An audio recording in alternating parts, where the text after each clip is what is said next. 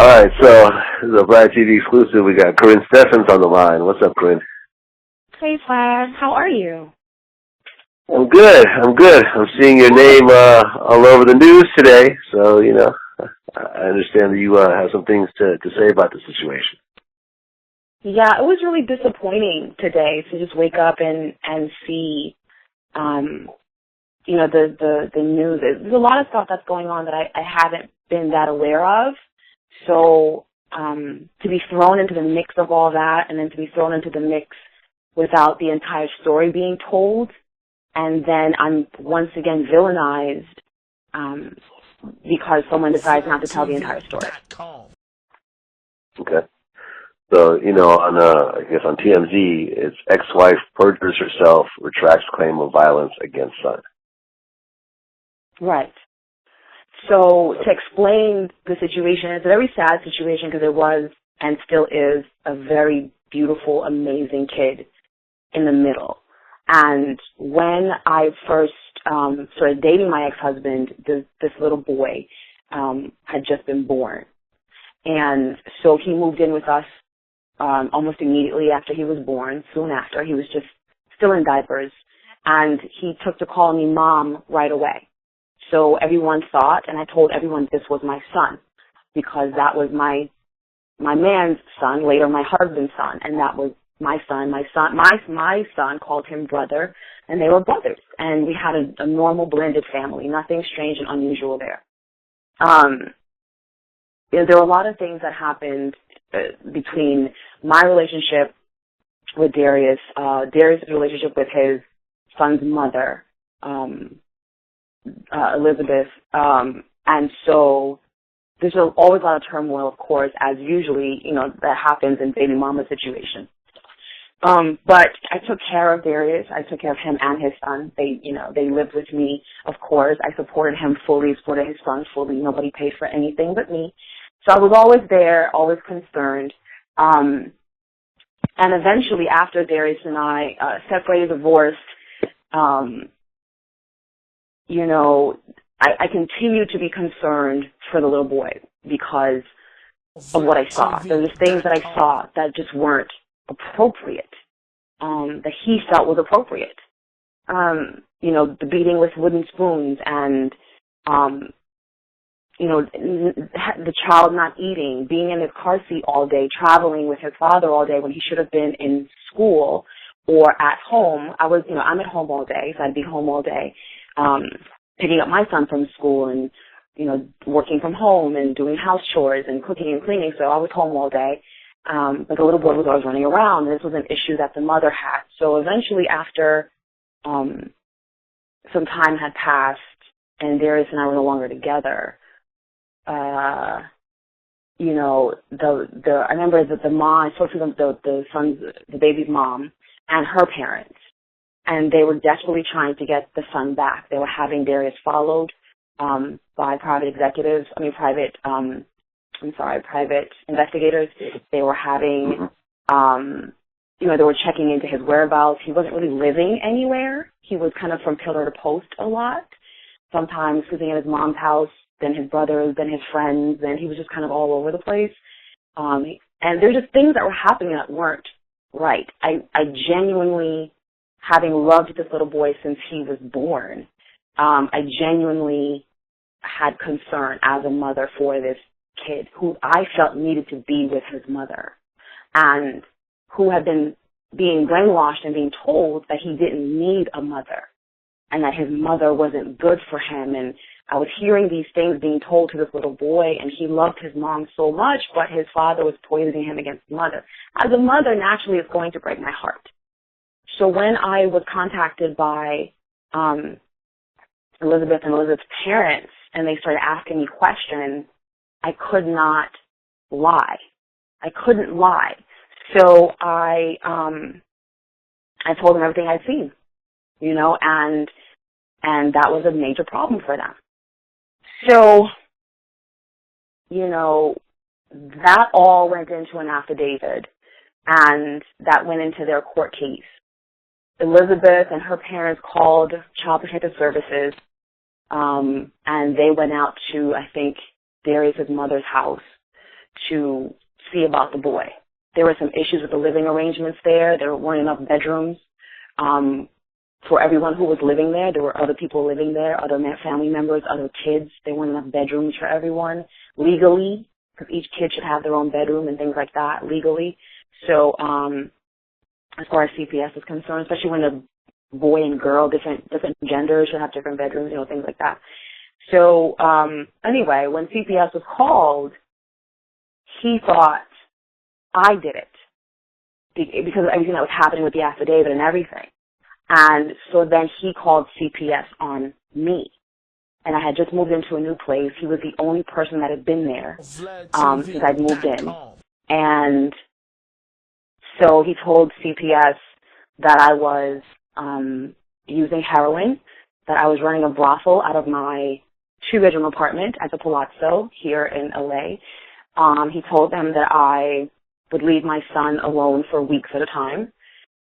He told them that I was not feeding my son for days at a time, that I had weapons in the house, things like this, to be vindictive.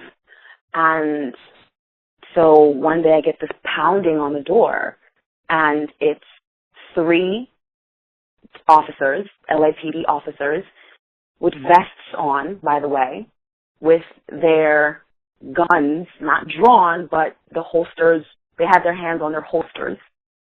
And then there's this little Mexican guy in the middle of them with a clipboard, and that was a CPS worker. And I opened up the door thinking maybe something was happening in my building. Very popular apartment complex here in LA, the Palazzo. A lot of stuff goes on there. There was recently a murder, suicide there. It's like a place where celebrities live. It's really weird. So I didn't know what was happening. I thought maybe something was going on. I opened the door like, hey, like, what's up? And the officers kind of took a step back and kind of reached for their guns and put your hands up and move to the side, and they charged through my house. And the little guy was telling me who he is, what he was here for, the call that he had gotten, things like that. While the officers went through my apartment and started opening doors and looking through doors, scaring my son, freaking out my kid and of course me. And when the CPS guy kept saying, I'm here because of these particular charges, I knew who had done it because only one person knew where I lived. I had just moved in. I still had boxes in my living room. I just moved in. So, and only Darius had been there, period. I didn't have time to have any other company. He was the only person who was there. So, so then, Child Protective Services, once I told them what the history was, I showed them previous injury reports, police reports, of which there are many, 8, 9, 10 police reports that I have for the times that he would beat me. The injury reports from when he would bust my lips or, whatever. I had all that documentation, including emails, threatening emails, things. I have and still have all of those things. So once I showed CPS all those things, they insisted I got a restraining order against him. They also looked him up. They found out that he had been involved in beating another woman here in LA. They found that file.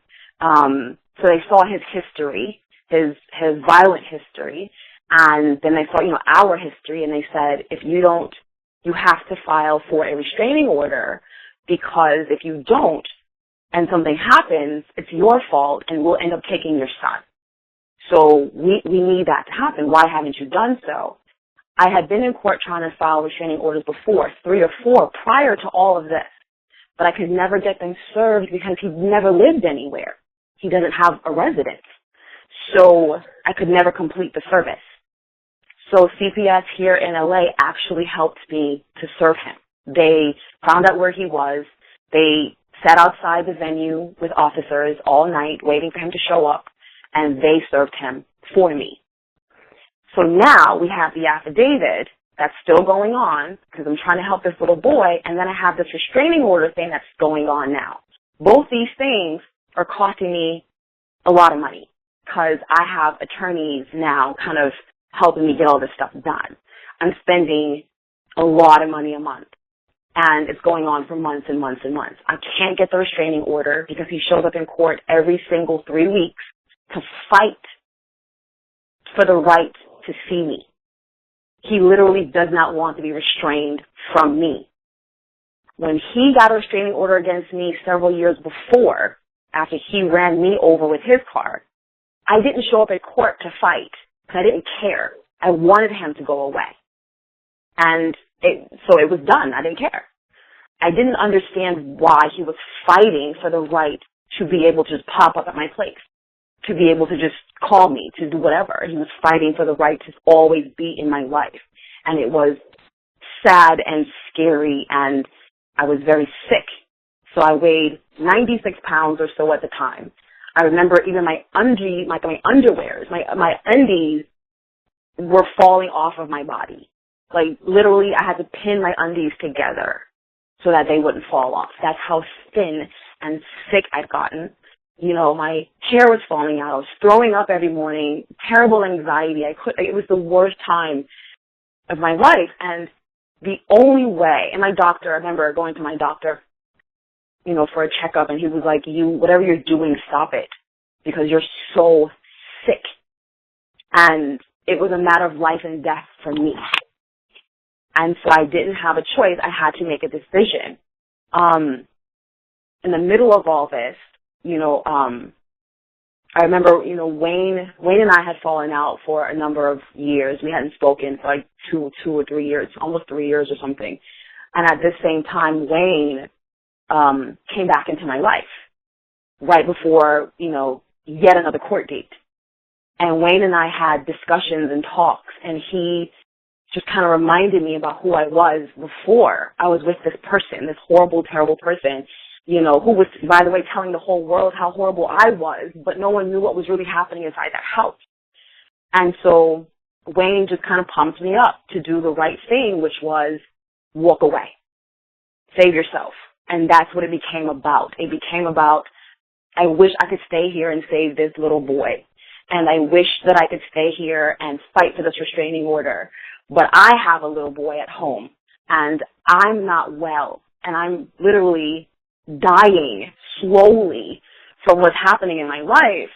And if I don't walk away from this person, from his family, who is also very abusive, from all this, if I don't walk away, number one, I'm going to go broke, because I'm in court every 2-3 weeks with an attorney paying someone hundreds and hundreds of dollars an hour every day to do paperwork. It's crazy. And I'm going to lose my sanity. I'm going to lose everything. Again, I had already lost so much from being and taking care of this person and being abused and hit and choked and punched and, you know, all these things that had happened. Some of it very publicly. And then here I was fighting. And eventually I was like, I gotta fucking stop this shit. I have to stop it. And I went into court one day after seeing Wayne. It was just a few days after seeing Wayne again, and him just he just reminded me who I was, man. Like, he reminded me, like, do you remember this and that? Remember how you were back then? Remember when you used to do this? He just reminded me of how full of life and how beautiful and how funny and easygoing I used to be, and now I was this skinny little raggedy thing that, you know, could barely eat. And all of a sudden I got my appetite back, and I could eat again, and I was sleeping again, and Wayne did that for me. And then so it was time for me to get back into court. I walked in, and Darius didn't know this was going to happen. He didn't know. But I walked in, and I was like, I'm done with everything. So what do I have to do to get out of this? Because I'm going to die. That's what's going to happen here. I'm going to fucking die. Either I'm going to fucking kill myself, or not eating for weeks and weeks at a time is going to kill me. So I got to save my life, because I got a kid at home who needs me. So they told me what I had to do. So I reneged on the affidavit, which is part of releasing everything. I said whatever they told me to say. His attorney was like, just say you were upset about the divorce. I'm like, sure, whatever. I'll say that. It doesn't matter to me. And then I stopped the restraining order request. He also deaded his previous restraining order. So both restraining orders ended that day as well. And I walked out of the courtroom. And I walked out of the courtroom very free. and I forget exactly what year that was. It's all in the book. I use my legal paperwork to help me remember the dates for stuff, but it took me until about September 2012, I believe it was, to get him completely out of my life. And he is completely out of my life, but I had to let go of all that because he's been in court with Elizabeth for 6-7 years. You know what I mean? I couldn't do that. I can't be in court with this guy for 6-7 years, dude. Like, that's not my life. So I reclaimed my life by rescinding everything I said and stopping the fight. I had to stop the fight and just walk away. Good luck with your life. Good luck with your kid. Tell him I love him, but I'm not his mom. He has a mom. They'll figure it out. And right now, that little boy is living with his mother in Michigan. She finally got her custody back, which I'm glad she did, with her husband and their kids, and I don't know what else was going on with their court case. I just know that he had lost custody, for good reason, I'm sure. And the baby's in Michigan, and I'm happy about that. I haven't spoken to him in years, and I didn't even know that all this had happened. I didn't know he'd been arrested. I didn't know any of those things had happened. So to see the stories today, I'm just like, what? Wait, what? And for half the story to be told was not fair because it just wasn't fair because it made it seem as if I was just out here lying. And that's not what happened. So, well, when it says, when the title says, perjures herself, I mean, were you actually charged with perjury or anything like that? No. It was never a perjury case, and I'm putting myself in a really silly position right now because my rescinding of that is the perjury, not the affidavit. The retraction is the perjury. And I'm still putting myself in a really stupid legal situation here because I can still be in trouble for that perjury. But I had to make a choice between my kid and his kid. And honestly, my kid won. And the courts were not helping me to be protected. In some states, and I've done it before, I think even in Arizona years ago, when I wanted to be restrained from my son's father, I just walk into a courtroom, ask for it, and you got it. They serve him, done. He doesn't get to court. He doesn't get to go to court and say, no, I want to still be able to pop up at her house. But in the state of California, if someone is stalking me, threatening my life, sending people to my house, police officers to my house with me, with a black woman and her black son, and these 3 white police officers in vests with guns show up to my damn house, I could have been murdered. I could have been killed if I made the wrong move, if I had a knife in my hand, if I did anything weird, I could have been done.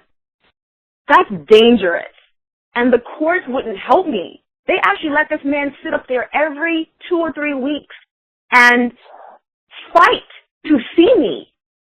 Like, bro, leave it alone. Let me get my restraining order, right? You stay away from me. I stay away from you. It sounds like the perfect solution to all of this shit. But that man fought, Vlad, for the right to stalk me. And that was scary. So when it came to that, I had to do something to protect myself because the state was not protecting me. And nobody took the shit seriously. So the perjury is the retraction. And I can still be in trouble for that. And if that's what's going to happen, then I'll take that. Because I had to do something. This man is dangerous. He's always been dangerous. But nobody knew. Nobody still knows. And this is just the beginning. This is just the beginning of shit that's leaking out, and the truth always comes to light, and chickens always come home to roost, and God has a way of working things out, and this is part of, I think, a lot of reparations for, not just for me, for his son's mom, things that need to just, the shit you do the shit you do will always come back to haunt you. I know that because it's happened to me. So that's the real story behind that. I'm not out here just perjuring myself in court and lying because I'm hurt. I'm not even that girl. I'm not a hurt, bitter bitch. Like, I don't care enough about, like, I've had other husbands since, Vlad. Losing a husband is like, I don't know, that's not even a big deal. Like, I can always I'm always getting married. I got married a year and a half after that. A year, I think, after. So I wasn't so hurt because I was already with somebody, and then I got married. So obviously it doesn't make any sense. And I didn't want people to feel like, or to continue to believe that I'm just some bitter, that's not who I am. Anyone who knows me knows that. You lose a husband, you get another one. Not a big deal. There's so many husbands out here. I've had 3. And if this one acts up, I'll go get another one. Not a big deal. I was so glad to get rid of him. So I can move on with my life. So what I said in that retraction was just to save my life. And I'm not out here just lying. That's not even what I do. That's not even what I do. Well, now we've cleared it up. I appreciate you calling in. Thanks, Vlad. I appreciate you giving me the opportunity to clear that up. Yeah. And, there's a bunch of interviews coming up between the two of us, and your book is coming up as well. Oh my gosh. So I'm excited about our interviews. We had this 3-hour-long session. And I have to say this to your credit. I've never done this kind of urban, like, blog, urban interview. I've never done it before because this category wasn't even available to me back when I was doing a lot of my press and stuff, And when it did start becoming available, I would always pass it up. But I wanted to address your viewership and your readership individually apart from everyone else and not have them get a bunch of trickle-down information. So Vlad TV actually has the definitive Karrine Steffans interview, if you think about it, because you covered everything you covered everything. You covered, there's nothing you missed. The whole life.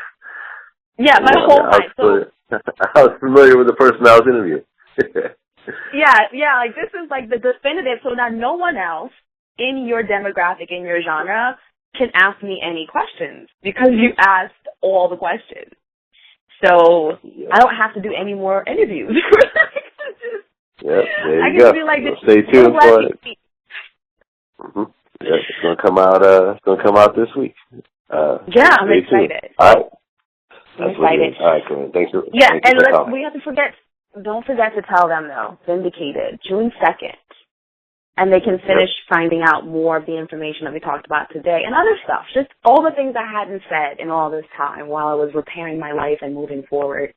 I saved it all for my last memoir. And so they can get that soon. Yep. Well, I've already read it, so definitely this is a must read when it comes out. You know what, Vlad, before I let you go, you already read it, but you never told me what you thought about it. It was good. I mean, I thought it was good. I thought it was a lot different than, most of your other books because, it seemed like it was really more focused on a single relationship as opposed to just sort of going through a bunch of different relationships and, kind of name dropping and so forth. This one really seemed like a focus on your ex-marriage. Yeah, I didn't have a bunch of different relationships after I got married, really. There was nothing else to talk about. It's just marriages after that. From 2007 to 2015, it's all marriages and a couple of boyfriends, but that's it.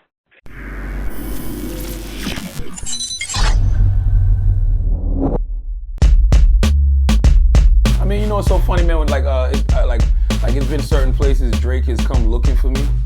Like when I guess it was the Breakfast. Sometimes a lot of times people will advertise the Breakfast Club is going to be somewhere, but it might be Envy and Angela, and I don't be there. I think celibacy is important right now for me because I'm trying to stay focused, and I want to smile more, and I want to be more into my music, and I want to be more into myself, and I want to just get to know myself better.